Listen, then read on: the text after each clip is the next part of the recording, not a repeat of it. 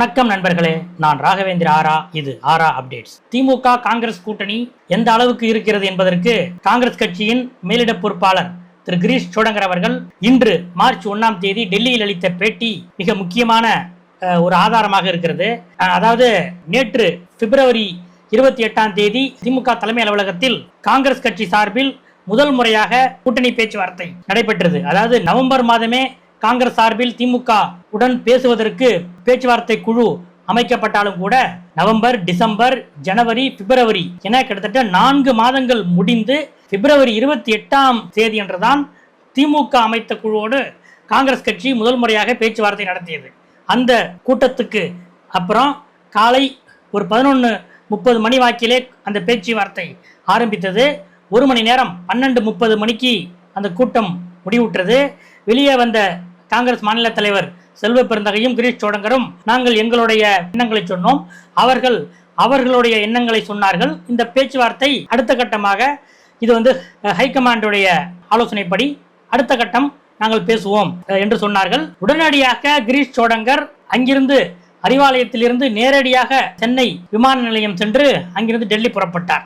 இந்த நிலையில் இன்று மார்ச் 1ஆம் தேதி திமுக தலைவரும் முதலமைச்சருமான ஸ்டாலின் அவர்களுடைய 73வது பிறந்த நாள். இந்த பிறந்த நாளைக்கு காலை 9:30 மணியிலிருந்து பிற்பகல் 2 மணி வரை தொடர்ந்து நின்று கொண்டே அமைச்சர்கள், நாடாளுமன்ற உறுப்பினர்கள், சட்டமன்ற உறுப்பினர்கள், கூட்டணி கட்சி தலைவர்கள், திமுக உடைய பல்வேறு நிர்வாகிகள், பல்வேறு தொண்டர்கள் வரையிலான அனைத்து தரப்பு மக்களின் வாழ்த்துக்களையும் முதலமைச்சர் இன்று பெற்றுக்கொண்டார்.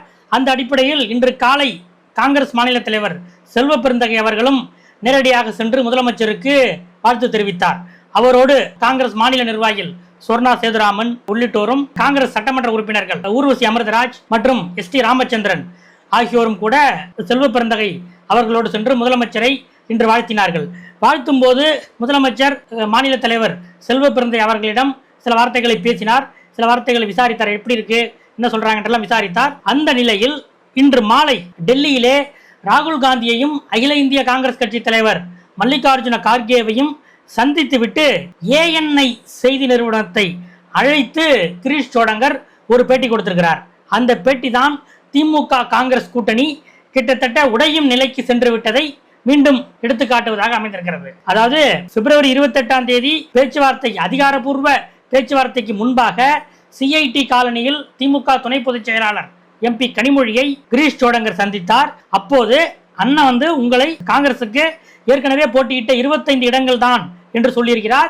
25இல் தான் பேச்சுவார்த்தையை ஆரம்பிக்க சொல்லியிருக்கிறார். இதில் உடன்பாடு என்றால் நீங்கள் கூட்டணி பேச்சுவார்த்தை குழுவை சந்திக்க வாருங்கள் என்று கிரீஷ் சோடங்கரிடம் எம்பி கனிமொழி சொன்னதை நாம் அன்றே வீடியோவிலே விலாவாரியாக விளக்கி சொல்லியிருந்தோம். இதை அவர் டெல்லிக்கு எடுத்து சொன்னார். கூட்டணி பேச்சுவார்த்தை குழு அதை அட்டன் செய்யாம நம்ம எந்த முடிவு எடுக்க முடியாது, நீங்க கூட்டணி பேச்சுவார்த்தை குழுவுக்கு செல்லுங்கள் என்று டெல்லியில் இருந்து உத்தரவு வந்ததை அடுத்து 28ஆம் தேதி TR பாலு மற்றும் அமைச்சர்கள் ஏவா வேலு, KN நேரு உள்ளிட்டோர் இருக்கிற திமுக கூட்டணி பேச்சுவார்த்தை குழுவிடம் கிரீஷ் சோடங்கர் அவர்கள் தலைமையிலான காங்கிரஸ் பேச்சுவார்த்தை குழு சென்றது. கனிமொழி என்ன சொன்னாரோ அதையே தான் TR பாலுவும் அங்கே சொன்னார். அதாவது 25 இடங்களில் தான் உங்களோடு பேச்சுவார்த்தையை ஆரம்பிக்க சொல்லி எங்க தலைவர் CM எங்களுக்கு உத்தரவு போட்டிருக்காரு, அதனால நீங்கள் 2021இல் போட்டியிட்ட 25 இடங்களில் இருந்து ஆரம்பிக்கலாம், உங்களுடைய விருப்பம் என்ன என்று கேட்டபோது கிரீஷ் சோடங்கர் எங்களுக்கு 40 இடங்களுக்கு மேல் எங்களுக்கு சாதகமாக இருக்கிற சட்டமன்ற தொகுதிகள் பட்டியல் இங்க இருக்கு, அதை உங்கள்ட்ட ஏற்கனவே நாங்கள் அளித்திருக்கிறோம், அந்த அடிப்படையில் எங்களுக்கு 25 என்பதை ஏற்றுக்கொள்ளவே முடியாது. ஒரு தேசிய கட்சி 25 இடங்கள் என்று நீங்கள் 2021 இருப்பதை விட ராகுல் காந்திக்கு செல்வாக்கு அதிகரித்திருக்கிறது, அதனால நீங்க எப்படி 25லேயே எப்படி நீங்க வைக்க முடியும் என்று கிரீஷ் சோடங்கர் எதிர்த்து சில வாதங்களை வைத்திருக்கிறார். அதன் பிறகு நாங்க எங்க தலைவரை கேட்டு சொல்றோம், நீங்க போயிட்டு வாங்க என்று அவர்களும் அனுப்பிவிட்டார்கள். அதன் பிறகுதான் அவர் டெல்லி சென்றார்.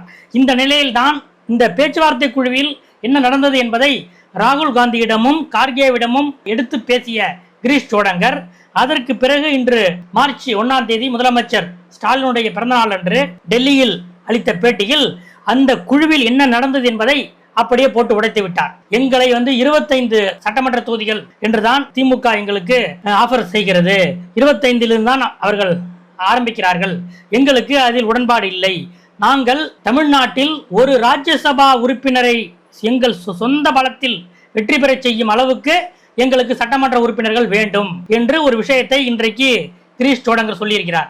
அதாவது இப்போதைய நிலவரப்படி தமிழ்நாட்டிலே ஒரு ராஜ்யசபா எம்பியாக நீங்கள் வெற்றி பெற வேண்டும் என்றால் 34 சட்டமன்ற உறுப்பினர்களின் ஆதரவு வேண்டும். 34 எம்எல்ஏக்கள் நீங்கள் தமிழ்நாட்டில் வச்சிருந்தா எந்த கட்சியோட ஆதரவும் இல்லாம ஒரு ராஜ்யசபா எம்பி உங்களுக்கு உண்டு.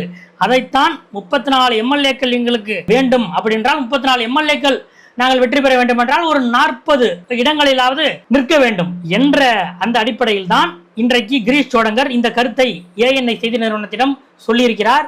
அது மட்டுமல்ல, நாங்க இதுவரைக்கும் திராவிட முன்னேற்ற கழகம் பல்வேறு நெருக்கடியான நிலைகளில் இருந்தபோது நாங்கள் அவர்களோடு தோளோடு தோளாக நாங்கள் நின்றிருக்கிறோம், அவர்களுக்காக விட்டு கொடுத்திருக்கிறோம். அதே போல திமுக இப்போது எங்களுக்கு விட்டு கொடுக்க வேண்டும் என்றும் ஒரு கருத்தை அவர் முன்வைக்கிறார்.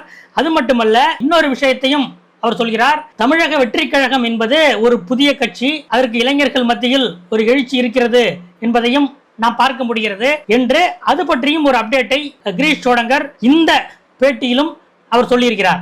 அறிவாலய வாசலில் நின்று கொண்டு கிரீஷ் சோடங்கரை பக்கத்திலே வைத்துக் கொண்டு செல்வ பெருந்தகை என்ன சொல்றாரு, நீங்களா ஊடகங்களா இஷ்டத்துக்கு எழுதுறீங்க, நாங்கள் உங்கள் மீது சட்டப்படி நடவடிக்கை எடுப்போம் என்றெல்லாம் செல்வ பெருந்தகை சொல்கிறார். ஆனால் கிரீஷ் சோடங்கர் அன்றைக்கு அளித்த இந்தியன் எக்ஸ்பிரஸ் பேட்டியிலும் சரி, இன்றைக்கு அளித்த ஏஎன்ஐ பேட்டியிலும் சரி மிக தெளிவாக கூறுகிறார். இன்றைக்கு இன்னொரு விஷயத்தையும் அவர் சொல்லியிருக்கிறார். கூட்டணிக்காக காங்கிரஸ் கட்சி தியாகம் செய்யும் நிலையில் இப்போது இல்லை. ஏனென்றால் காங்கிரஸ் கட்சியை ரீபில்டிங் மறுகட்டுமானம் செய்ய வேண்டியிருக்கிறது. அதனால நாங்கள் கூட்டணிக்காக தியாகம் செய்கிற இடத்தில் நாங்கள் இப்போது இல்லை. திமுக வேண்டுமானால் எங்களுக்காக விட்டுக் கொடுக்கட்டும் என்பதுதான் கிரீஷ் சோடங்கர் இன்று அளித்திருக்கிற பேட்டி. நேற்றைக்கு அறிவாலயத்திலே கூட்டணி பேச்சுவார்த்தை நடத்திவிட்டு அதன் உள்ளே என்ன பேசப்பட்டது என்பதை டெல்லியிலே அமர்ந்து கொண்டு ராகுல் காந்தியையும் கார்கேவையும் பார்த்துவிட்டு பகிரங்கமாக கிரீஷ் சோடங்கர் போட்டு உடைக்கிறார் என்றால் இது ராகுல் காந்தி கார்கேவுடைய அனுமதி இல்லாமல் எப்படி போட்டு உடைப்பார் என்ற கேள்வி காங்கிரஸ் வட்டாரத்தில் இயல்பாகவே எழுந்திருக்கிறது. அதே நேரம் இங்கே மாநில தலைவர் செல்வ பெருந்தகை இன்றைக்கு முதலமைச்சர் ஸ்டாலினை சந்தித்து வாழ்த்து சொல்லிவிட்டு 100 ஆண்டுகளுக்கு ஒரு முறை வருகிற அபூர்வமான ஒரு தலைவராக முதலமைச்சர் ஸ்டாலின் இருக்கிறார், அவர் தலைமையில் மீண்டும் ஆட்சி அமையும் என்று காங்கிரஸ் கட்சியின் மாநில தலைவர் சொல்கிறார். காங்கிரஸ் கட்சியுடைய மேலிட பொறுப்பாளர் ராகுல் காந்தியை பார்த்துவிட்டு என்ன சொல்றாரு, 25 இடங்கள் ஆரம்பிக்கிறாங்க, அதுக்கு நாங்கள் ஒத்துக்க முடியாது, எங்களுக்கு 34 இடங்கள் வேண்டும், 40 இடங்களில் போட்டியிட்டால் தான் 34 இடங்கள் வேண்டும். காங்கிரஸ் கட்சி திமுகவுக்காக இதுவரை எவ்வளவோ தியாகங்களை செய்து விட்டது, இப்போது இது திமுகவோட டர்ன், இது திமுகவோட முறை என்று அவர் சொல்கிறார்.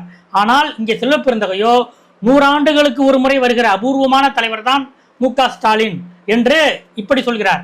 இதனால காங்கிரஸ் கட்சிக்குள்ளேயே சோடங்கர் ஆதரவாளர்கள் என்ற ஒரு பெரிய கோஷ்டி இங்கே உருவாகிவிட்டது. செல்வ பெருந்தகை திராவிட முன்னேற்ற கழகத்தோடு மிக நெருக்கமான உறவை பேணி வருகிறார்.